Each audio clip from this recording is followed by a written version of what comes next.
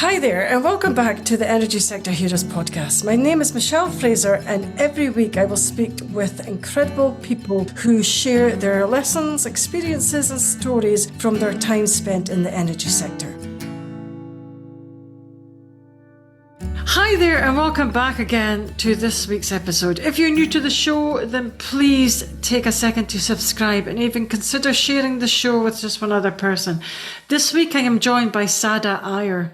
Sada is the General Manager of Projects in the Gulf of Mexico in Shell. I'm actually quite excited about this interview. Sada, would you like to introduce yourself, please? Michelle, thank you for having me. I think you said it well. My name is Sada. I work at Shell. I've been working with Shell for the past 28 years, and I'm currently the General Manager of Projects in the Gulf of America, actually, in the Gulf of America. And that's the recent change that's been mandated. So that's what I am. That sounds exciting. So how did you get started off in the energy sector? Okay, that's a long story, Michelle. But anyway, I have an undergraduate in chemical engineering from India, from the University of Mumbai.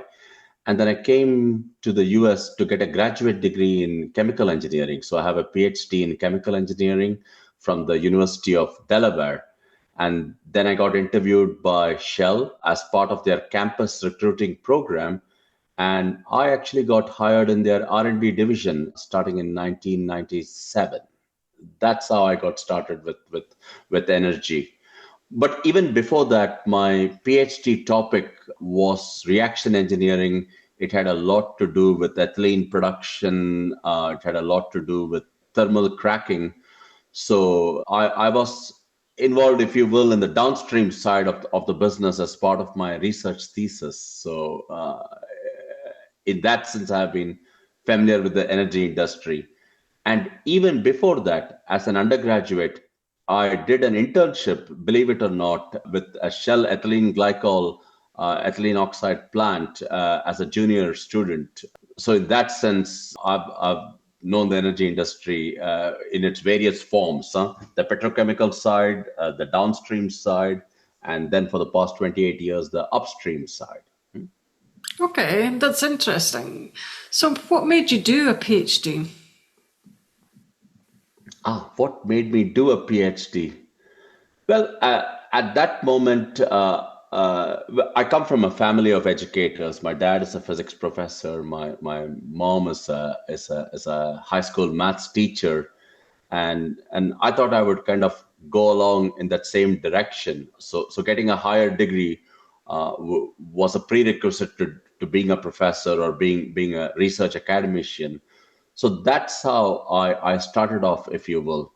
And then as I was doing my PhD, I was very fascinated with turning what was on a piece of paper into reality. And that's what my thesis was a little bit about, but certainly the industry was all about. And so I made a turn. Okay. Do you think that completing your PhD has helped you a lot in your career? It has, I think it has. At the end, what a PhD does for you, irrespective of the topic you choose, is it teaches you analytical thinking. It teaches you to be meticulous, to be logical as you come up with a hypothesis, and then you try to prove out or disprove the hypothesis, and then you kind of move to another hypothesis, if you will. It's taught me discipline. It's that you got ups and downs, that you think you're onto something and then it doesn't pan out, and then you got to start it all over again. So in that sense, the life skills that I have learned by doing a PhD has definitely come in handy. Yeah, and plus also the subject matter knowledge that I have obtained, deepening myself in chemical engineering, has also come in handy. Okay, that sounds amazing. So what is the best thing about your current job then? My best thing about my current job, I love my team. I'm extremely lucky to have a team that's curious, that's very delivery focused, and that has the knowledge. So every day I come back from work actually learning something about what I thought I was supposed to manage, if you will. I also like the fact that we deliver equipment, we commission projects, we bring wells on stream, we actually connect what was a concept, if you will, 3 or 4 or 5 years back and bring it to reality with oil flowing through the systems that my team designs. And that's always a thrill, Michelle. That's always a thrill. Yeah, it sounds like you have an amazing team. I just wondered, what skills does a manager need to have to get the best out of their team?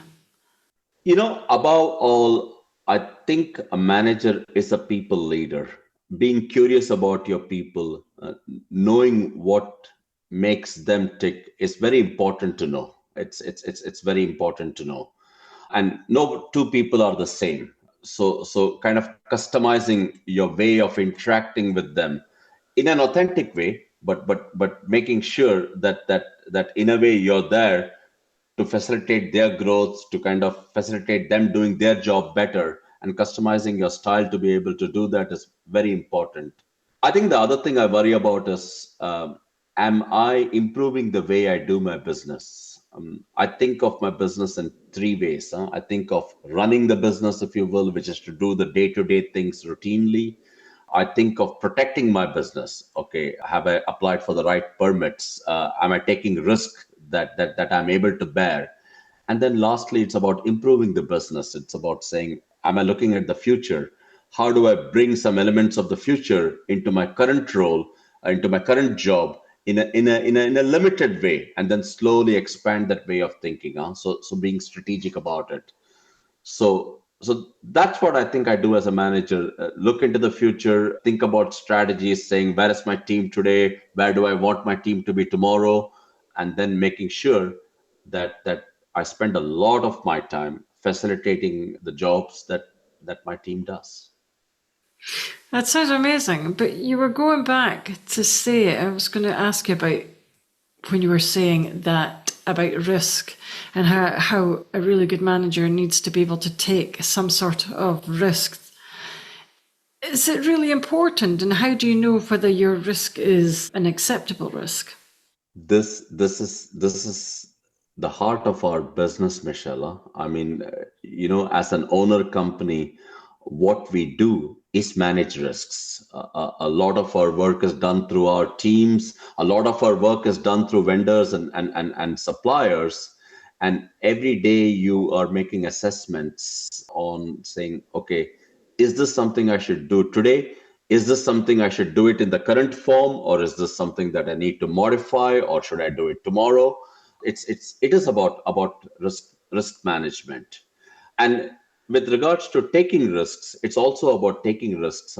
I mean, I was always amazed when I was growing up within Shell, going to a place like Nigeria or Norway or Brazil. You see the infinite ocean, and you just appreciate the beauty of it. And then lo and behold, in 5, 7, 10 years, there is a facility that produces oil and gas from those locations. There has to be an element of risk taking, that you're able to imagine those possibilities and saying, okay, how do I look at this place? How do I look at the possibility that there could be oil and gas here? And then how do I slowly start constructing facilities to extract that in a safe way, in an environmentally friendly way that still preserves the beauty of the place, but still adds economic benefit to the area that we are in. So it is about taking risks, but making sure that you're going about it in a logical way, in a way that the risk doesn't consume you, that you're able to manage the risk all the time. Okay. But is it important to be able to manage your risks at all time? Absolutely, absolutely. And part of managing risks is also taking risks. So then you look at the reward. You make a judgment whether it's on the facilities that I design, or the people I take bets on, that I'm taking risks all the time, and I have to be able to do that. So in the case of people, I always assess, okay, I am really confident this person can do the job and can do it really well. But in the event, but they have some blind spots. How do I supplement their blind spots with other support? People support from other team members. Sometimes it's with coaching. Sometimes it's with external support. So yes, it's very important to take risks all the time, but then make sure that there are mitigations in place. The example I gave you is in the case of people, it's to sometimes supplement the team with complementary skills. In the case of equipment, it might be to have redundancy. In the case of a big development, you might say, hey, do I look at this concept or that concept? What minimizes my cost? That in the end, if it doesn't pan out, that at least I'm going home not crying. That I'm actually going home, maybe not laughing, but at least I'm not going home crying. Okay, but I do appreciate that in any business, it is important to make money in any business all over the world. But if you do end up going home crying, how do you even recover from that? I mean, that's the skill I talked to you about. That's almost a life skill. I mean, we all go home crying from time to time, and then it's about the resilience that we need to bounce back and live the next day. But risk management is all about that. That okay, you might go home crying, but are you going to wake up the next day thinking, "Yep, there's another problem to be solved. It is yet another day," or does it consume you, if you will, that you're not able to do that? Okay. Yeah, it's all about learning lessons from the failures you've had. It's reflecting on those failures. It's then saying, okay, is this something I could recognize if I was given another chance to do it? Or is this something that I needed help with? And then structuring the future course of action to be able to live another day and hopefully come home smiling the next day with enhanced skills, either through yourself or through the ecosystem around you. Okay, so your team is your most valuable asset, and you're in any company then. It it is, Michelle. I mean, I think any business is a people business at the end of it, and our energy business particularly so. It's not just my immediate team who I think the world of, but it's also the ecosystem I operate in. It's the vendors, it's the suppliers, it's the operations staff to whom I hand over my projects. That in a way we all have to be able to work together to enable that big prize, which is making sure that we are able to flow oil and gas with the availability and reliability that we require for an overall energy security of the world. I mean, energy is pretty important, as you know. Yeah, I do. It is very Mm, important to keep everything going. mm. So, moving on from that, what advice would you give to the younger graduates coming into the energy sector? What could their career look like in the future? Of course, over the past 3 or 4 years, a lot has changed in the landscape. I mean, maybe 4 or 5 years back, there was a considerable momentum, if you will, for the energy transition, if you will. And since then, we pulled back some, largely driven by the markets, by the business models, and ultimately that governs what goes forward and what doesn't, right? So many companies, including Shell, have pivoted, if you will, to saying, hey, we still see energy in the form of oil and gas to be there for the foreseeable future, and we want to focus on that while we figure out sustainable business models. Okay. So if I look at a young graduate, I would tell them to be recognizant of that. Okay. So maybe when I joined, it was only one form of energy, that was oil and gas, if you will. That they should be recognizant of the form of the fact that as an now we become more as an energy company rather than just an oil and gas company. They need to be recognizant of that, And they need to make sure, most importantly, that they get the functional skills is applicable irrespective of what form of energy they choose to do. So things like engineering, things like projects, things like commercial thinking. So are they kind of structuring their career to be able to get these skills at a deep enough level that irrespective of where they are, they're able to bring these skills to bear. So that's something that I would ask them to think about. And Michelle, one thing that I have tried to do, maybe I've struggled a lot with this, is I do not want to use my personal life and my family as an excuse to be mediocre at work, and I do not want to do the vice versa and use work as an excuse to be mediocre with what I do with my family and my friends. And that's also a pendulum. That's also a pendulum. And I would strongly encourage my people joining the industry to be recognizant of that balance. That balance is real. It's okay to not get it right every single time, but averaged over a year, a couple of years, that you get to a point where you're happy with it. You're happy with it.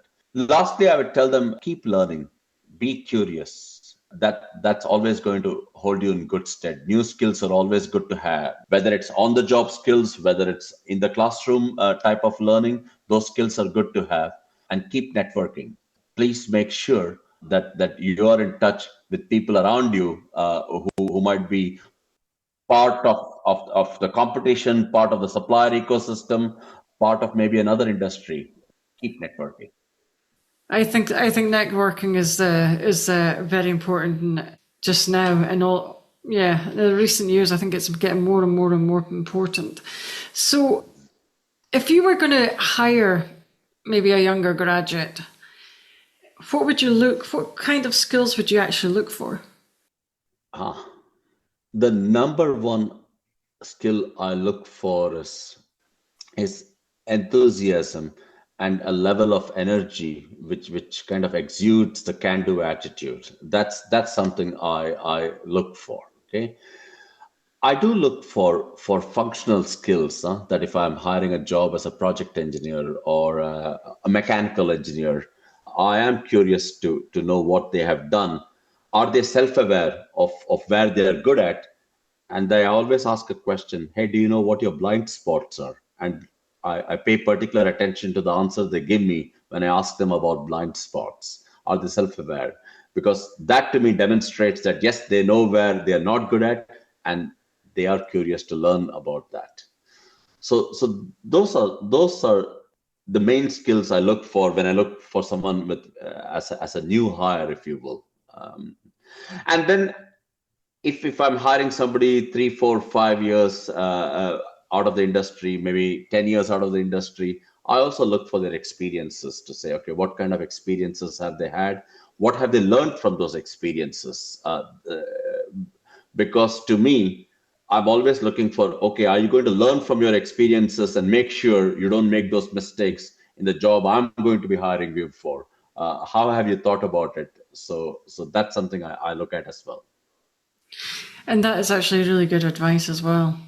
So, what have been your challenges during your career? The first challenges, as I told you, I got hired into R&D, and I did that for 4 years or so, and then I moved to the world of projects. And our industry still tends to be siloed. If you're an operations person, then you're an operations person, or you're a projects person, or you're a technology person. And I've made many transitions, and each transition is the beginning of a new learning curve. And sometimes fighting the perceptions, convincing people that, yes, I can do it. Yes, I'm curious. Yes, I have lots to learn, but I'm confident I can do it. Convincing people that's me. Take a chance on me. Actually, I would say that's been a big challenge, irrespective of where you're in your career, and especially if you're trying to make a change from, say, one function to another. say from projects to asset operations, or if you're moving from asset operations to technology, you always have to fight that perception. I'm sure some of that resonates with you, Michelle. Mhm. Yes, it does actually. It does. It does. But is it really, do you find transitioning, do you find it easy? And what challenges did you have when you first got your level up or a change in direction for your career? You know, that concern that hiring managers have about you transitioning from one area to another is real. Huh? So what I would say is, whenever you're trying to make that transition, read the job description carefully, and always come up with a list of things that you're ready to go, saying, hey, these are your requirements that I'm ready, and these are the requirements that I want to learn, and I'm keen to learn. I think making it as a win-win deal is something hiring managers are quite interested in. I mean, typically they don't want somebody who knows it all, and maybe they don't have quite the enthusiasm to do the job because they know it all. But also they don't want people that don't know anything about it, and all they come up with is enthusiasm. So that's something I have learned, and the first time I did it, it took me a couple of tries, as I made the transition, that how do I hone my message in this win-win kind of framework, if you will, saying I have these skills, but I have these skills to learn as well, and then take a chance on me. It can be difficult to convince a manager though to take a chance on you. Michelle, I have been incredibly lucky, and Shell is that kind of a company. I really have been. Sometimes I have been humbled by the fact that some of my managers thought I could do stuff that I thought I could not. But I hear you, Michelle. It's a tough one, but it's something that can be overcome. Again, with the same reflective stance that one can take. That okay, you don't get a job, somehow you find a way to get meaningful feedback. Okay, and then that helps you refine your story as you go for the next attempt, if you will. And that refinement is sometimes the way you tell your story, but that refinement could also be 3, 4, 5, 6 months, maybe a year of acquiring a new skill in the context of your current job. You say, hey, I am a projects person, but I'm going to take some time, work some extra hours to really learn about asset operations, and I'm going to volunteer myself for some activities that involve that. So you build up that's perceived skill gap, or the feedback that you received. Okay. But then I think when you start any new job, you would still have to put in the work to get up to speed and learn the new job that you were going to be doing, because I don't think anybody is ever going to be an exact fit for any job. Absolutely. Absolutely. I mean, to me, putting the hours to learn the job, putting the hours to understand the variations in the job is a given. I mean, especially if you're making a change in your functional skill sets, right? And that was the reason why you did it. You wanted to learn a new area, if you will. So I agree with you. I mean, that's an absolute given. But even here, mentorship, networking can also help. That once you form a mentor or a buddy or a network or whatever you call it, that you say, hey, you know what? As I'm learning to do this job, these are some things that I haven't done before. So can you give me a bit of a clue on how to move this forward? And sometimes that's not hours and hours. Sometimes that's just a 15-minute steer of someone saying, hey, look at this, and then or talk to that person, and that person will give you the way to do it. So leverage your network in addition to putting your hours, that you make both of them go hand in hand. Okay, that is really good advice, actually. I really like that advice. So, how do you know, as a young graduate, how would you know if you were ready to maybe move up to another level? And how would you go about achieving that with your manager? And there is a degree of honesty required in this, a sense of internal honesty required in this. A job has many nuances. So I think of it akin to say flying a plane. I mean, there is the job associated with lifting off. There's an aspect of flying it at cruising altitude. Then maybe there's an aspect of handling turbulence and knowing how to do that at cruising altitude. And then there's an aspect of landing the plane, right? So think of it as four such areas. Typically, I see graduates enter in one of these phases. Huh? Either they have a job which involves lifting off the plane, or they're about flying at cruising altitude, and they happen to do that for a year, a couple of years, and then they think they know all about the plane, which is the blind spot, right? And sometimes you're lucky to learn two of the four aspects. Sometimes you're lucky to learn three of the four aspects, but rarely are you lucky to learn every aspect of the job. And when you position that to the manager, you got to kind of position it that way, saying, hey, this is the job I've been doing, and I think I'm really getting comfortable with it. Is there any nuance in this job that I'm missing out? And it starts with that conversation. Is there any nuance in this job that I'm missing out? And then the manager is going to say something. They're going to say, well, even the thing you think you're good at is these are some improvement areas, and you reflect on it.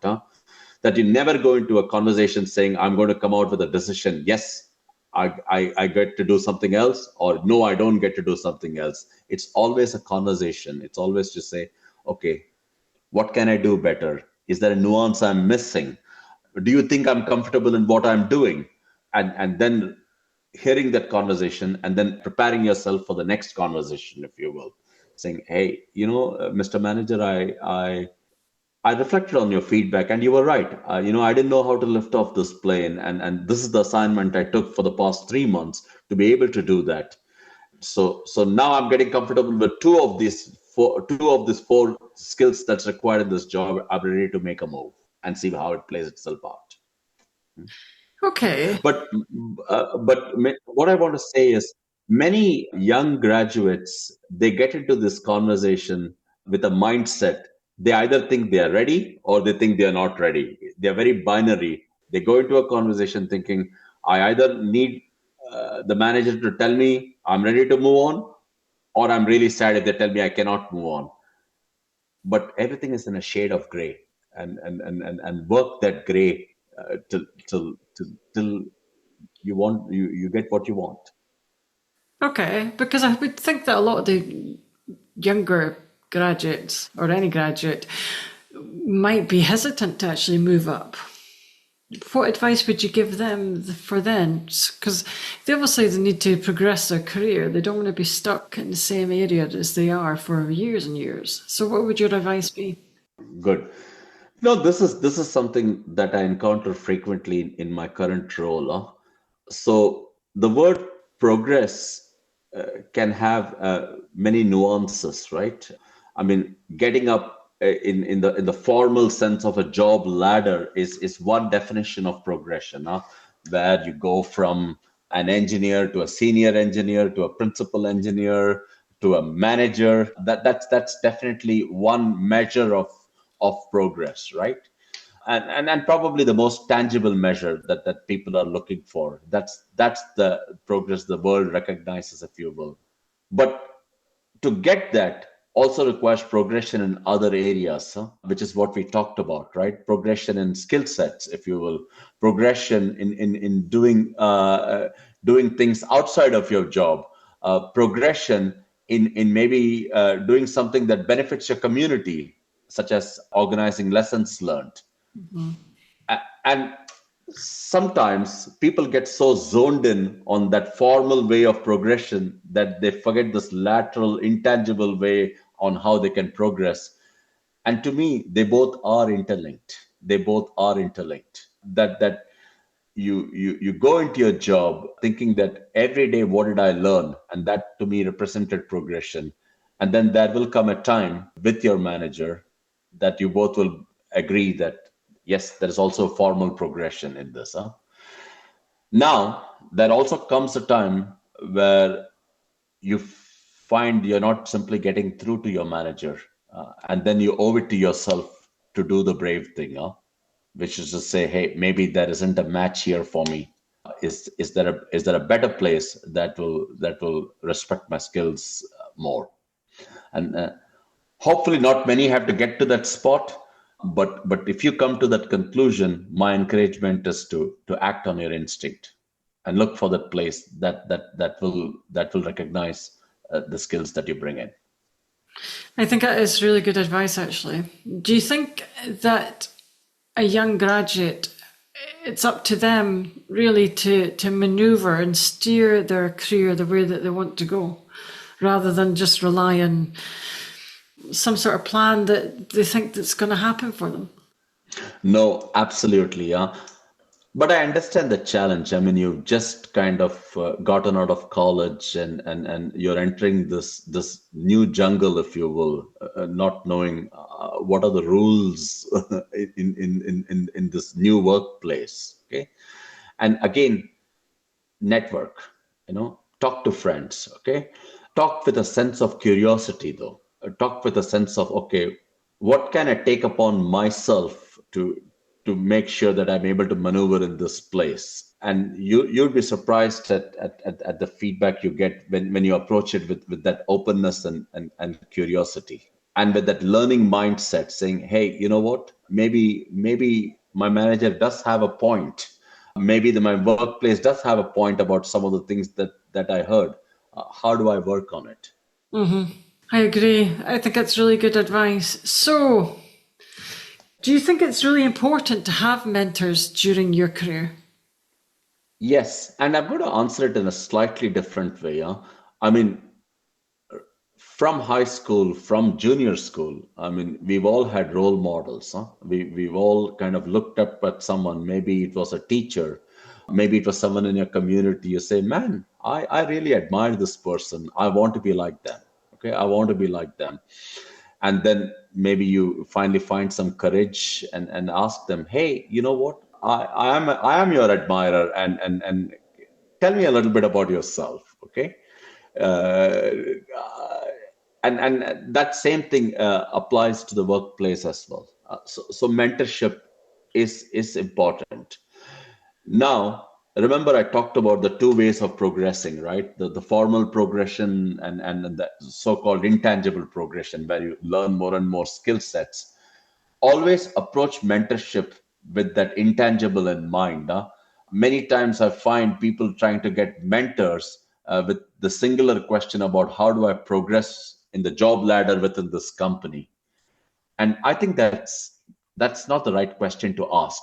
It's about learning about the challenges they faced. How did they handle the challenge? It's about asking them about how did they get to where they got to, and then taking back reflections from those and saying, okay, what out of this resonates with me that I can start adapting this as I start my next day and my next month and my next few years. And if you approach mentorship that way, I think it's very rewarding both for the mentor and the mentee. Do you think that it's better for you to find your own mentor rather than being allocated one? That's the way I have done it, Michelle. I have been allocated mentors. Now, the mentor-mentee relationship is also a two-body problem. There has to be a certain amount of chemistry and a certain alignment of values, if you will. And sometimes you get allocated a mentor that you admire, but you say, hey, I can't see myself taking the path, doing the things that they did. I just can't see myself doing that. That's simply not me. In which case, you go find someone else. Typically, what I have done is actually I've gone to a variety of people. So for me, there's a blurring between the word mentor and network, if you will. and sometimes even people lower down in the organization, to get perspectives. So as a team leader, probably the best perspective you'll get is from someone who reports to you or who used to report to you, saying, hey, what are my blind spots? What are the things that inspired you, and what are the things that didn't inspire you? So looking for a range of opinions, then deciding whether you want to continue with those range of opinions, or do you find it in a single person who embodies all of these things, and then I want to continue with that person, is a decision that you should make. It's a hard decision, though, especially if you've been allocated one. And this, everything here is going to be hard. Everything here is going to take time. That's the way this works. Huh? So teach yourself patience, and then I go back to my PhD. It definitely taught me patience. Huh? There were people graduating in 3 years. I took a full 5 years to graduate. Okay, I took a few wrong forks in the road, and I had to retrace my way back. But I think it's worth it. I mean, we have got careers that last decades, if you will, whether it's in the energy industry, whether it's just your working life, if you will. Taking time to reflect, taking time to understand yourself, sometimes that's the hardest. It's worth the time. And doing that early in your career sometimes can mean acceleration later in your career. So it's not a consistent race, huh? That okay, I get a progression in the first 4 years, then another one in the next 4 years, and then another one in the next 4 years. Sometimes you could have nothing for 8-10 years, and then you could get three of them in the space of 3 years because you've built all those skill sets that's needed, or you just found the right match in the right manager and the right culture. It just landed upon you. Yeah, I agree. Yep. Okay. So I was going to ask you maybe one final question. You're mentoring somebody, or somebody wants to be mentored by you, and they approach you. They obviously admire what you're doing. I mean, you must get this a lot. They admire what you're doing, and they like the way you work. How do you even deal with that? Wouldn't it be quite a pressure, or? First of all, it's very humbling, huh? When someone approaches you saying that they want to be mentored, that they come with maybe a remark that says, "Hey, I've tracked your career, and I really like the way you've constructed your career," and that's always humbling. That's always humbling. Now, as you can imagine, I am busy. Okay, so typically what I tell them is, yes, I'm happy to speak, but I have two or three things I need to agree with you. Okay, one thing is, we'll have another time for chit chat and pleasantries, but talk to me about what's on your mind. Okay, and sometimes people hesitate to do that. They come in, they ask about your family, and they ask about your work, but they have something on their mind. That's why they have selected you as a mentor. I make it easy. Said, let's talk about what's really on your mind. Okay.